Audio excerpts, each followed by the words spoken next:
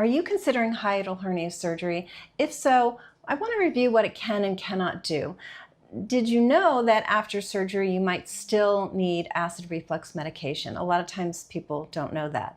Also, did you know that for small hiatal hernias, surgery is really not recommended unless you fall into a particular category, which I'm going to review. So let's jump into it.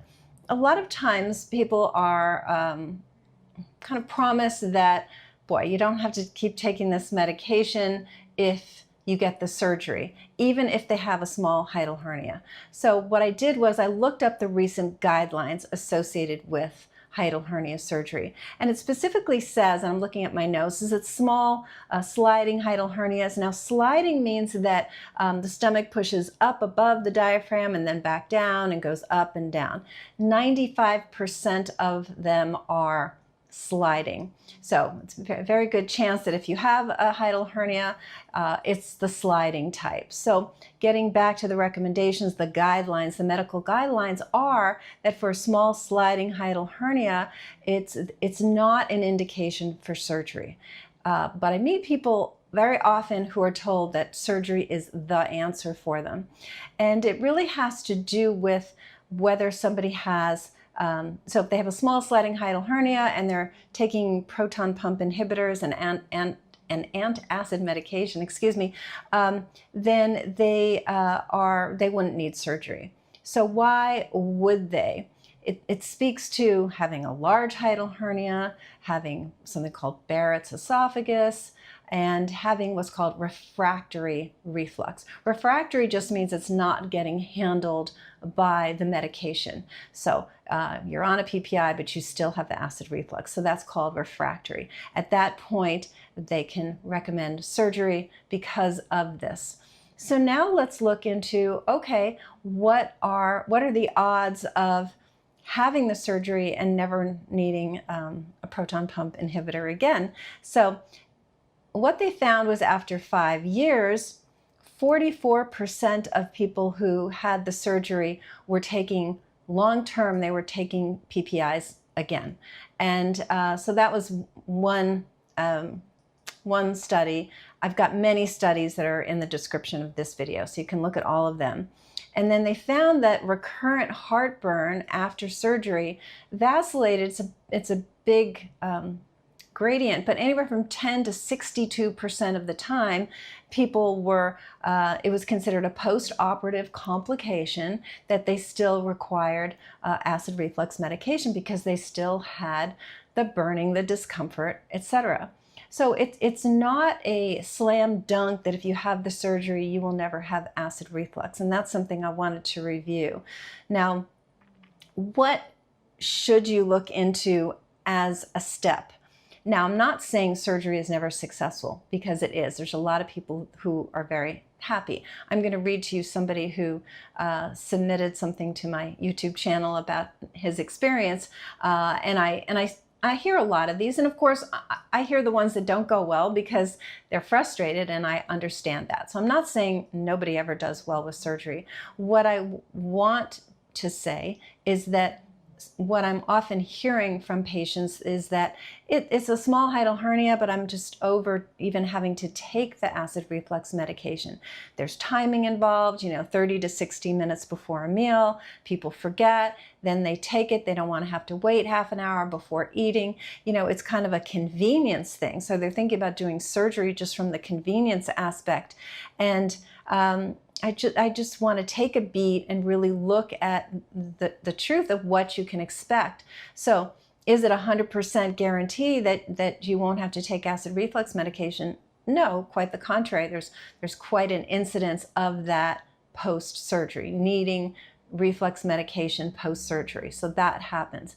So what if you're the person who has a small sliding hiatal hernia and you're not either liking the medication or you're not doing well with it, you still have your symptoms? What's something you might want to look at first?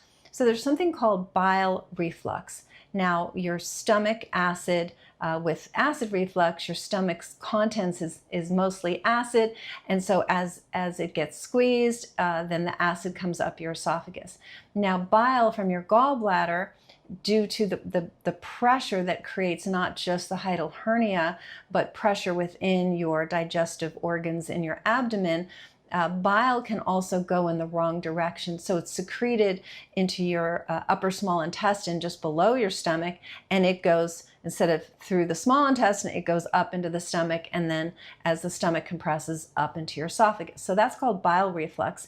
And bile is very alkaline. So you've got acid on one end of the pH spectrum, you've got alkaline on the other, and bile is very caustic in its own right by being very, very alkaline. So it can cause the same symptoms as acid reflux, meaning you're burning, you're irritated, all of those symptoms, you get the bitter taste in your mouth. It really can mimic the symptoms of acid reflux, even though it's anything but acid. It's the absolute polar opposite.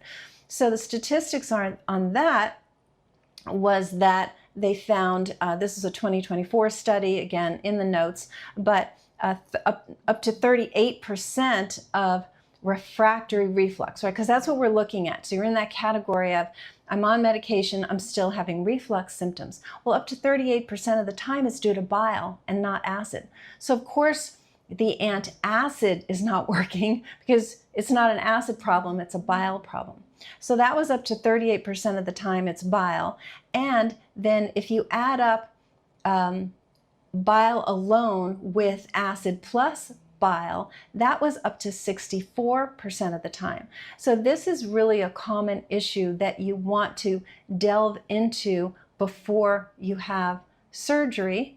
Something you can do. I'm not telling you what to do. I'm giving you options and I'm giving you data here to make sure you're not suffering from that, because it's a bit forgotten. Gastroenterologists are very used to treating acid reflux. It's a very, very common symptom, and a lot of times the bile reflux is forgotten. As a matter of fact, in the 2025 study, that's this year, one of the summaries was, consider bile reflux, don't just keep giving more PPIs, okay? That's what the researchers said, not me. So I just want you to be able to get with somebody who can evaluate the presence of that and ultimately evaluate the root cause. So that pressure that's causing the reflux, whether it's bile or acid, it's the pressure causing the problem. And if your hiatal hernia is small and sliding, the body can do a lot of, it can really, I won't say repair, but what your body's, the symptoms can really get remedied, is what I should say. And then if all that pressure is handled, then it's not going to get worse, because it's that continuous pressure that makes that opening get wider and wider.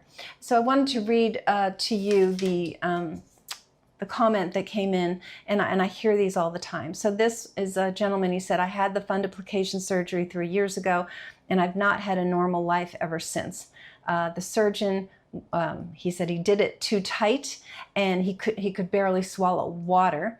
And he said he didn't get good instruction on how to take care of himself, but he's had 3 dilations. So his esophagus got so constricted, they've tried to dilate it 3 times, and he's only on soft food. That's all he can eat, and he was told nothing can be done for you.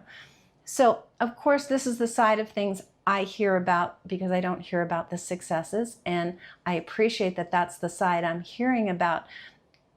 But there's a nerve called your vagus nerve, and nerves are very, very tiny, and I was doing some research on that, and surgeons very much know that the vagus nerve can get injured during these surgeries. It's very delicate working around nerves, and that vagus nerve parallels the course of your esophagus all the way down along the esophagus, through the diaphragm into the stomach.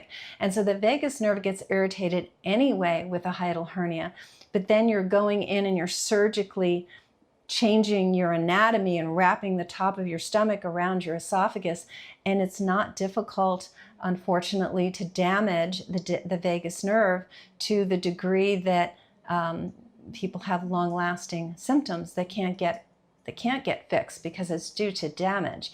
So I wanted to share that with you.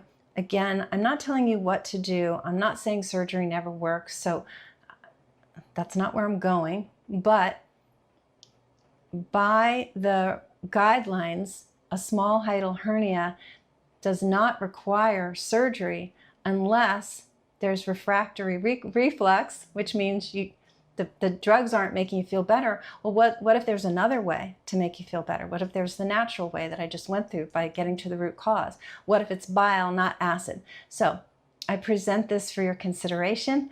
I hope you found it interesting. And if you did, please like, subscribe to the channel, send me a comment. I love your comments. I answer pretty much every one that I get, and we'll talk soon.